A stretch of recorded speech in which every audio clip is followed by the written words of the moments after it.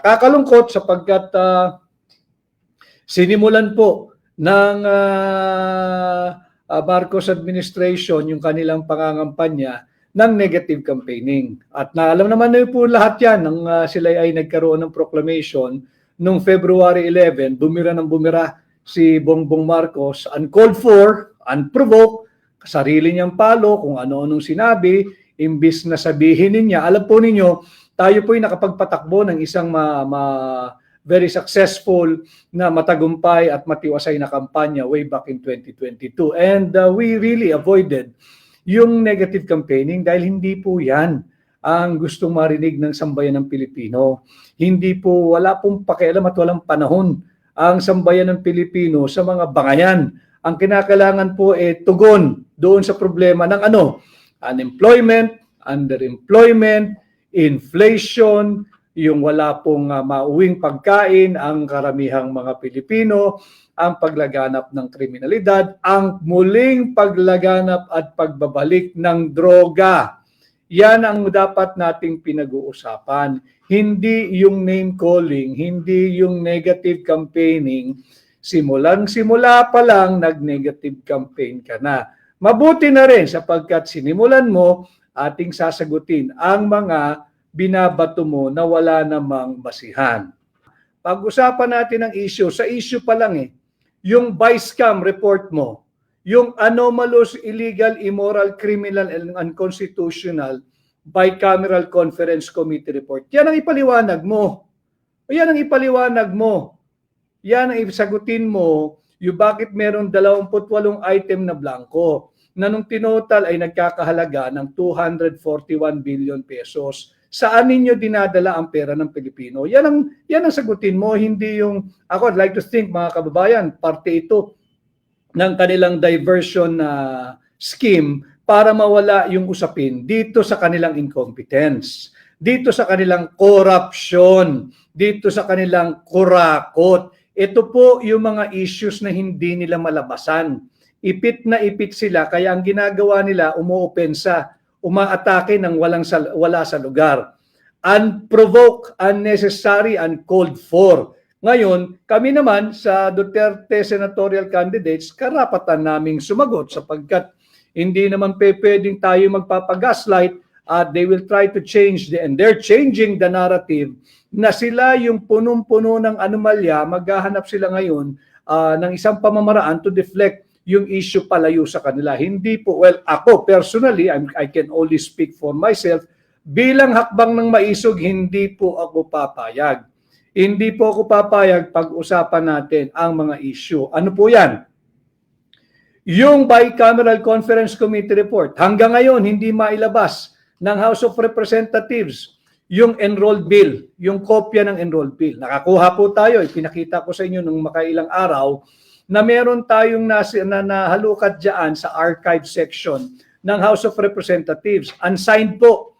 Unsigned ng Senate President, unsigned ng Speaker of the House, unsigned ng Senate Secretary, unsigned ng Secretary General ng House of Representatives, unsigned ng Pangulo ng Pilipinas, yung enrolled budget na nandyan sa archive section ng House of Representatives. Hindi nila pwede sabing draft yun. Gagawin na naman tayong mangmang ng kongresista ng Marikina baka sabihin na naman niya, draft yan. Archive section na yan, archive. Ibig sabihin, taguan, repository, diyan pinipreserve yung mga kopya ng original authentic records, original authentic document. So yan ang ating pag-usapan. Hindi yung negative campaigning ninyo. Pwede nyo ituloy yan. At pag-uusapan nga natin, binubuhay ninyo yung issue ng pork barrel at base nga sa affidavit ng pork barrel queen tinagurian si Janet Napoles, May 26, 2014. Salamat kay Joa De Viv at kanyang pinablish yan sa kanyang pahina. Yung mga pangalang Richard Cambe, yung pangalang Jennifer Jen Corpus, yung Arman Padilla, yung Zenaida Ducot at yung Maya Santos. Yan ang gusto mong pag-usapan. Kung gusto mo mag-negative campaign, ipaliwanag mo sa amin sino itong mga pangalang ito, anong nangyari doon sa Alitagtag Drug Hall, yung Alitagtag Drug Bus. Wala nang balita ang sambayan ng Pilipino sa pinagmalaki mo na 14 billion baka mo na halaga ng drogang nasabat. Nasaan na yan? Baka bumalik na sa kalsada. Hindi nyo na pinag-uusapan. Wala nang impormasyon ang mamamayang Pilipino tungkol dito. Ito pag-usapan natin. And then, balik tayo sa issue ng vice scam. Huwag ho nating kalilimutan yung 117 billion pesos na pera ng Philippine Deposit Insurance Corporation. Huwag po niyong kalilimutan yun yung lahat ng mga bank, yung mga Pilipinong may bangko, may deposito, may naitatabi. Importante pong alam niyo ito. 117 billion pesos pera ng PDIC kinuha po ng Marcos administration. Sa nila linagay, syempre, pampondo ng kanilang unprogrammed appropriation noong nakaraang taon, noong 2024. Pinondohan yung IX, pinondohan yung ACA, pinondohan yung kanilang mga pork barrel, at kung ano pa. Hindi nga tayo kinakausap, walang nagpapaliwanag, tinatago. Yan ang hinihingi ng hakbang na maisog. Transparency, accountability, peace, and security. Kay Rolf G. Tanyola, Happy Hearts Day, Attorney Vic Rodriguez. Salamat, Rolf. Kay Duterte diehard supporters, Team Suka versus Team Sinusuka, Savage. At si Leo Lim. Fully support po kami sa inyo from Cebu. Kay Gina M. Noynay, watching from Sabah. Hello, kamusta po kayo dyan? Si Malu Ancheta, enjoy talaga kapag inutusan tayo yung sukli ibibigay. Thank you, Malu. I know you can relate. At ang dami nating nabibili pagka napapag-utusan tayo dahil nare-relax ang nanay dahil sumunod ka eh. Parang good boy pa ang dating mo. Pero totoo, nabili mo rin yung matagal-tagal mo nang inaasam. Si Elizabeth Damaso, magandang hapon po, Attorney Vic. Iboboto ka namin. 5 kami sa family ko. Maraming salamat. Maraming salamat. So yun po yung issue natin ay yung 25 billion pesos ng DBP, yung 50 billion pesos ng Land Bank of the Philippines, yung 60 billion pesos ng PhilHealth. Saan ninyo dinadala ang pera naming mga Pilipino? Gusto nyo ng issue? Yan, pag-usapan natin. Issue-based tayo. Naglagay ako ng mga notes ko rito para maganda. I'm trying to make our live tonight a little light, but it cannot be. Marami po talagang seryosong problema ang ating bansa na nangangailangan ng mga seryosong taong kayang magbigay ng seryosong solusyon. Kaya ito po dito sa ating pakikipag-ugnayan sa inyo ng live, issue-based campaigning po ang ginagawa ng hakbang na maisog. Hindi naman kami nag-resort sa negative campaigning. Natataon lang na talagang lahat ng ginawa ng administrasyong ito panay negatibo. And let me just bring this one up to you.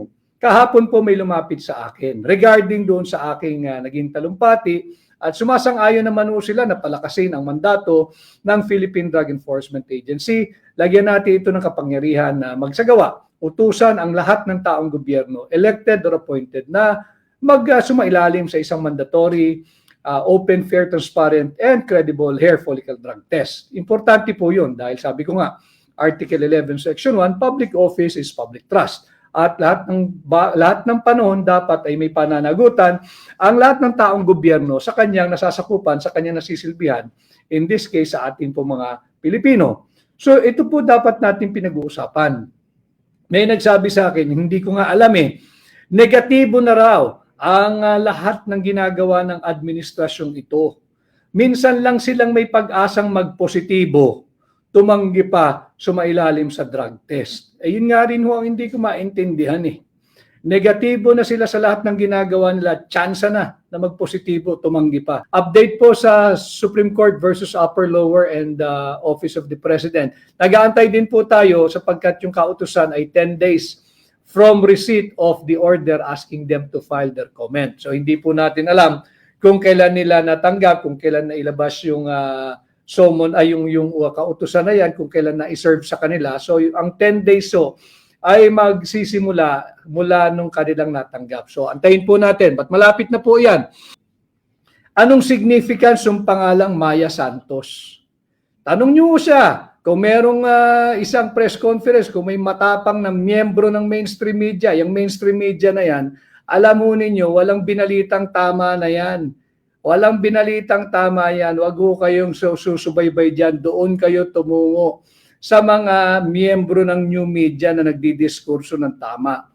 Yan po ang ating pag-usapan. Tanong niyo siya, ano ang kahalagahan o significance ng pangalang Maya Santos sa kanya?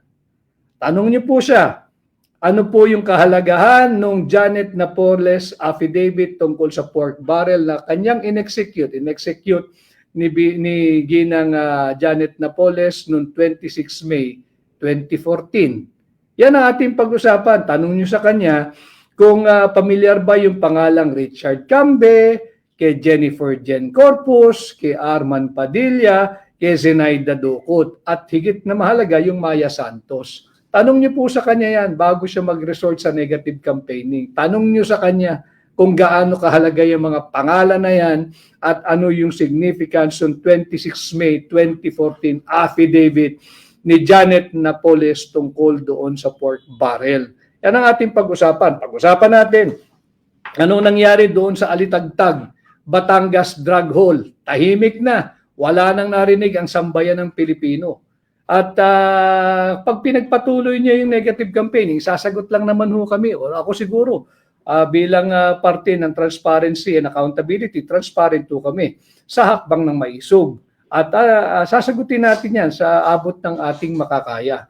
Kung gusto niya ipagpatuloy yung ganyan, di mabuti, di lalo nating malayang pag-uusapan ang lahat ng napakaraming issues na gustong malaman ng sambayan ng Pilipino. Kay Marisa Adriano, basta fair, nasan ka na? Basta fair ang COMELEC, malinis ang eleksyon, panalo ang Duterte team, attorney, maraming salamat. Kay Cindy Valiento, Solid Duterte at PDP Laban Senators in Abu Dhabi. Thank you, Cindy. Tulungan niyo po kami mga kampanya dyan. Dahil limitado po yung ating pondo. Nakita naman ninyo kung gaano kagara yung rally nung nagpapasimula ng negative campaign. Ang gara, napakalalaki ng venue, pera nyo po yun. Tax po natin yan. Bahagi po yan ng pera natin. So hindi niya po pera yan.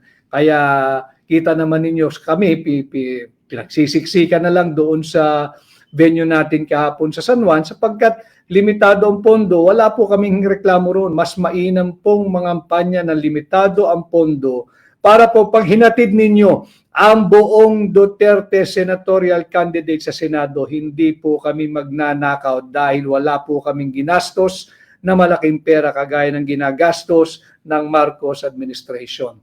Ayaw po namin ang negative campaigning at hindi kami dapat sisihin nung namumuno ng negative campaigning kung walang mabuting maibalita ang kanyang grupo sa kampanya. Bakit? Hindi naman kasalanan ng kanyang mga kasamang iniendorso. Kasalanan niya. Hindi siya nagtrabaho sa loob ng 3 taon. Wala siyang may pakita. At ang resulta, ito, 117 billion pesos na pondo ng PDIC kinuha nila. 25 billion pesos at 50 billion pesos pondo ng DBP at Land Bank kinuha nila. Anong sabi ng International Monetary Fund? They have to make a capital restoration very, very soon para hindi na malagay sa alanganin ang Land Bank at DBP. IMF po nagsabi niya na International Monetary Fund. They have to restore the capital they have taken from DBP and Land Bank. At ganun din yung 60 billion pesos ng PhilHealth. Paano natin kakalimutan yan? Ang dami-daming mahihirap ang nakaasa sa PhilHealth. Binigyan ni Bongbong Marcos funding zero. Zero ho ang pondo ng PhilHealth ngayong 2025. Kaya sinasabi natin, unconstitutional yung 2025 budget. Sana dinggin agad ng Korte Suprema, mag-issue na ng TRO at permanent injunction later on dahil talagang unconstitutional itong 2025 budget. Kaya hindi po natin lulubayan itong usaping ito. Ang usapin po ay corruption, ang usapin po ay budget, ang usapin po ay droga, at ang usapin po ay itong illegal na impeachment na isinampa laban kay Vice President Inday Sara Duterte. Negatibo na ang performance, walang maipakita, talamak pa ang korupsyon, talamak ang kriminalidad, talamak ang droga. Pag-usapan natin ang droga. Nakita naman ho ninyo, sinagot din niya, hindi lang isang beses, kundi 2 beses, ayaw sumailalim sa isang open, fair, transparent, and credible hair follicle drug test. Malinaw dyan, pati yung sinasabi ng Article 11, Section 1, hindi raw po yun related. Paano hindi related? Public office is a public trust. Ang linaw-linaw niyan. At yan ding artikulong yan, yung chapter na yan ng ating konstitusyon, ang ginagamit ho nila laban kay Vice President Inday Sara Duterte dito sa isinampa nilang impeachment complaint. So ito po yung ating pinag-uusapan. Tatandaan po ninyo, issue-based campaigning po kami. Subalit, kami, ako personally sa hakbang na maisog, hindi po kami papayag magpa-gaslight. Hindi po kami papayag at pahihintulutan ang Bongbong Marcos administration to change the narrative. Hindi po. Hindi kami magpapamanipulate sa iyo dito pa sa simpleng usapin. Hindi kami papayag magpapabudol muli sa iyo. Lalabanan namin ang iyong kasinungalingan sa pamamagitan ng pagtutuwid nito. Ang issue ay ang vice scam, ang illegal, unconstitutional, immoral, and invalid at criminal 2025 budget.